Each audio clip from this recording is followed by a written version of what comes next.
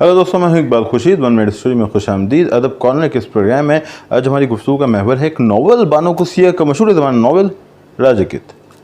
और जनाब अशफाक अहमद, मेरे हाथ में भी एक किताब है इस वक्त, खेल तमाशा, जो अशफाक अहमद साहब का एक नावल है, एक दिलचस्प नावल है। गो के इसका तस्करा नहीं होता, उनके अफसानों का ही तस्करा होता है, उनके नावल से बात नहीं होती। ऐसा लगता है कि वो नावल्स उन्होंने लिखे ही नहीं, बल्कि बहुत से लोग ये भी कहते हैं कि जो तवील तहरीर है, तवील फ़न है, यानी कि नावल ना लिखना, वो वजह है जिसकी वजह से उनका शुमार अजीम अदीबों में नहीं होता। क्योंकि आप भी ऐसा समझते हैं कि उनका शुमार अजीम अदीबों में नहीं होता।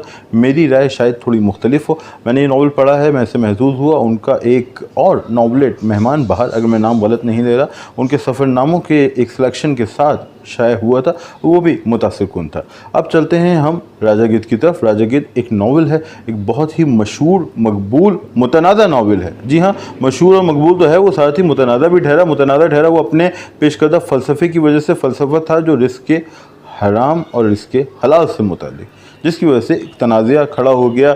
ये अब तक ज़ेर बहस है और ये बात कही जाती है कि जो मजहबी नरेटिव है उसको पेश करने में अशफाक अहमद और बानो कुसिया साहिबा ने जो किरदार अदा किया राजा गिद्ध, उसी की तौसी है। उसको मिलने वाली शोहरत की वजह भी यही है। और अक्सर ये कहा जाता है कि अगर कोई शख्स सिर्फ राजा गिद्ध की तारीफ़ कर रहा है, इसका मतलब ना उसने आग का दरिया पढ़ा है, ना खुदा की बस्ती पढ़ा है, और ना ही उदास नस्लिम पढ़ा है। क्या ये बात दुरुस्त है? अगर आप राजा गिद्ध की तारीफ़ कर रहे हैं तो क्या इसका ये मतलब निकलता है कि आपने बाकी जो उर्दू का अहम ज़ख़ीरा है, बड़ा अदब है, वो नहीं पढ़ा? मंटो बेदी इस्मत को नहीं पढ़ा, वाजा तबस्सुम से वाकिफ़ हैं? एक जानिब इसका जवाब हाँ भी हो सकता है, मगर इसका जवाब ना भी है। इसकी मिसाल मैं खुद हूँ और मेरे हल्के में ऐसे मौजूद लोग हैं जो राजा गिद्ध को भी किसी हद तक सराहते हैं, उस पर तनकीद भी करते हैं, मगर साथ ही जो उर्दू अदब के शाहकार हैं उन्हें पढ़ चुके हैं। अशफाक अहमद कौन थे? अशफाक अहमद उर्दू के ख़ासतौर पे जो 60s और 70s की जो अशरा था हमारा, उसके अहम तरीन लिखारियों में से एक थे। अजीम फ़िक्शन निगार, मारूफ ड्रामा निगार, एक मुदब्बिर जो ज़िंदगी से मुताल्लिक़ गुफ्तगू करते थे तो उसमें मज़हब का और रूहानियत का रंग झलकता था। अब बानो आपा कौन थी? बानो आपा अशफाक साहब की बेगम थी। यहाँ इस ढब पे ज़िक्र करना यूँ ज़रूरी है कि ख़ुद बानो ने कहा कि उन्होंने अशफाक साहब को देख के लिखना सीखा। अशफाक साहब की तहरीक पे उन्होंने लिखा, ये अशफाक साहब ने भी कहा। और ये सब जानते हैं कि अशफाक साहब शादी से पहले भी एक एस्टेब्लिश अदीब थे, जबकि बानो धीरे धीरे उभरी और उनके नक्शे पा का ताक़ुब करते हुए मशहूर हुई, मारूफ हुई और लिखने लगी। तो इस वजह से ये जिक्र किया गया कि अशफाक साहब की ज़ौजा थी, बहुत ही मशहूर अदीबा, यानी कि पुरवा, मोम की गलियाँ, ये नॉवलेट हैं उनके। आखिरी दिन से हासिल घाट तक एक तवील सफ़र है। कल्लो जैसा यादगार अफसाना उन्होंने लिखा, जिसकी ड्रामाई तश्कील भी हुई। कई ड्रामे उन्होंने लिखे, जैसे अशफाक साहब ने लिखे। तो अशफाक साहब मुतहरिक रहे रेडियो टेलीविज़न पे, फ़िक्शन के मैदान में, यानी किताबों की दुनिया में, और बतौर स्पीकर मुदब्बिर। बानो आपा ड्रामे लिखती रहीं, नावल्स लिखे, फ़िक्शन लिखा। नावल यूँ जिक्र है कि अशफाक साहब के बारे में कहा जाता है कि उन्होंने नावल्स नहीं लिखे। ओके, एक नावल मेरे हाथ में है।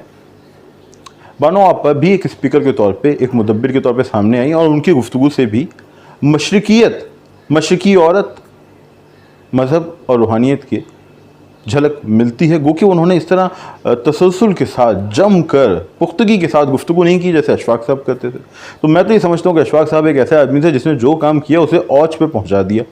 जाहिर सी बात है, उन्होंने जिस नज़रिए का प्रचार किया, जिस नज़रिए की तर्जुमानी किया, आप उससे इख्तिलाफ़ कर सकते हैं, उससे इत्तेफाक कर सकते हैं, मगर इस बारे में इख्तिलाफ़ नहीं किया जा सकता कि वो बहुत ही अच्छे अफसाना निगार थे, बहुत ही अच्छे ड्रामा निगार थे, ज़बान बहुत अच्छी लिखते थे और गुफ्तगू के फ़न पे तो कमान रखते थे। क्या बाकमाल दास्तान गो थे भाई, क्या किस्सा बयान करते थे। बानो आपा उस तरह किस्सा अपनी गुफ्तगू में बयान नहीं कर सकती थी, और अक्सर जो वो बातें करती थी उसमें तनाज़ात को तलाश करना आसान था। अशफाक साहब के यहाँ ये मामला नहीं था।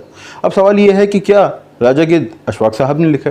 हर मशहूर आदमी जब उसकी ज़ौजा या उसकी बहन, जैसे माइकल जैक्सन के मामले में आप देखें, जेनेट जैक्सन जब आई, और दीगर मिसालें हैं, कई मिसालें हैं, जब भी कोई इस तरह की शख्सियत, किसी मारूफ शख्स का कोई रिश्तेदार मैदान अदब में या फ़न की दुनिया में आता है, तो कहा जाता है कि भाई इन्हें फ़लाँ साहब की, यानी उन साहब की सपोर्ट हासिल है। वो लिख के दे रहे हैं, वो गीत लिख के दे रहे हैं, वो अफसाने लिख के दे रहे हैं, वो धुनें बना के दे रहे हैं।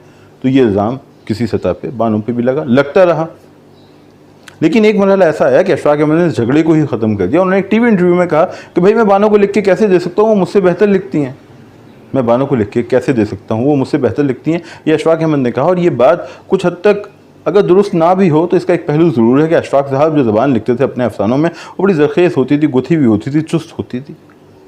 सजी संवली होती थी। मगर बानो जो ज़बान लिखती थी वो पुरपेश तो नहीं थी, मगर वो कुछ ज़मीन के ज़्यादा करीब महसूस होती थी। इस वजह से शायद पढ़ने वाले जो हैं बतौर रीडर बानो से ज़्यादा जुड़ते हैं अशफाक अहमद के मुकाबले में। तो अशफाक साहब ने एक बात ये कही। एक और बात है जो बानो कुसिया का मैंने एक इंटरव्यू पढ़ा, उसमें उन्होंने ये कहा कि हम एक दूसरे के असर से महफूज रहने की कोशिश करते हैं, तो इसी वजह से मैं तलकीन शाह को नहीं सुनती, तलकीन शाह को पढ़ती नहीं हूँ, और गडेरिया भी नहीं पढ़ा, और अशफाक साहब ने राजा गिद्ध नहीं पढ़ा।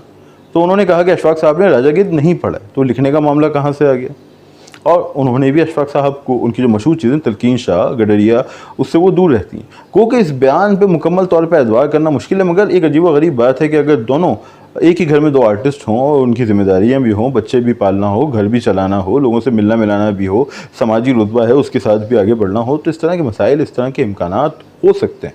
हो सकता है तलकीन शाह को उस तसल्सल से ना सुना हो बानो ने, होता है अशफाक साहब ने उनकी सारी तहरीरें ना देखी हों, लेकिन राजा गिद्ध नहीं पढ़ा, इस बारे में मैं डाउटफुल हूँ। हो सकता है बानो अपा ने ये बात रवा रवी में कह दी हो, रवानी में कह दी हो। दोस्तों, मौजू है राजा गिद्ध, एक बड़ा नावल, एक मुतनाज़ा नावल। बड़ा नावल उनके लिए जो उसे पसंद करते हैं, मुतनाज़ा नावल वो उनके लिए जो उस पर एतराज़ करते हैं। मगर एक बात है भाई, आप इस नावल को नज़रअंदाज नहीं कर सकते, और मेरे नज़दीक इसकी तकनीक बहुत मुतासिर है। जिस तरह 4 हिस्सों में डिवाइड किया गया, ये बहुत अच्छा है। जिस तरह हर हिस्से को अलग नाम दिया गया है, हर एक हिस्से का एक अपना इख्तिताम है, हर हिस्सा एक मानों में मुकम्मल है, हर हिस्सा एक नज़रिए, एक मुद्दे का अहाता करता है, हर हिस्सा एक मुकम्मल कहानी। और फिर साथ में उसे मंतिकुत तीर क्या जो मामला है, जो कहानी है, उसे जिस तरह रिप्रेजेंट किया है गिद्ध की सूरत, गिद्ध कहानी की सूरत, एक कॉन्फ्रेंस की सूरत, वो भी मुतासिर कुन है। बहुत अच्छा लगता है जब आप उसे पढ़ते हैं और दोनों चीज़ें जुड़ती हैं, तो उसका नज़रिया ज़रूर ज़ेरे बहस आ सकता है, आ तो तकनीक भी सकती है, लेकिन ज़ाती तौर पर मैं उसकी तकनीक से मुतासिर हूँ। मैं समझता हूँ कि वो उस ज़माने में लिखे जाने वाले नावल्स में एक पुख्ता तकनीक के साथ लिखा जाने वाला नावल, और ऐसा नहीं हो सकता कि बानो को इस सिलसिले में अशफाक साहब की, जाइंट्स की, शाहब साहब की, या कुछ और लोग जो आलमी अदब पे खूब गिरफ्त रखते थे, उसे पढ़ते रहते थे, उसकी तकनीक्स पे नज़र रखते थे, उनकी मावनत हासिल ना हुई हो। मगर यकीनी तौर पे ये नावल लिखा बानो ही ने है। अब ये नावल बानो ने कैसे लिखा, ये बहुत मुतनाज़ा मामला है, कंट्रोवर्शियल। इस पर मेरी एक वीडियो है, ऊपर लिंक में वो आप वीडियो देख सकते हैं। उसका पहले भी आप कार्ड्स अगर क्लिक करेंगे तो देख लेंगे, सजेस्टेड वीडियोस के अंदर है कि ये नावल आखिर लिखा कैसे गया, किसने लिखा, किसी मावलाई क़ुव्वत के ज़रिए लिखा गया, शाहब साहब की मावनत थी, क्या है, ये एक अजीब व गरीब कहानी है। तो इस वीडियो को आप ज़रूर देखें। मगर ये ज़रूर है कि अशफाक साहब ने कहा कि बानो मुझसे बेहतर लिखती थी, तो भैया मैं ये कैसे लिख के दे सकता हूँ, ये तो मेरे लिखे हुए से बेहतर है। और बानो कहती थी कि हम एक दूसरे के असर से दूर रहते थे, तो हमने एक दूसरे को पढ़ा नहीं। क्या आपने बानो कुसिया को पढ़ा है? नहीं पढ़ा तो पढ़ें, मुझे फीडबैक दें कि आपको उनका नावल कैसा लगा। आपने अशफाक साहब को नहीं पढ़ा तो अशफाक साहब को ज़रूर पढ़ें।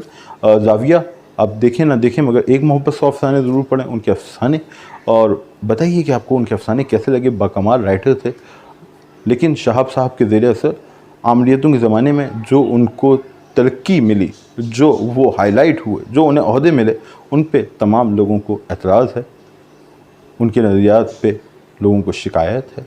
लोग उनसे मोहब्बत भी रखते हैं तो शिकायत करने का भी हक़ रखते हैं।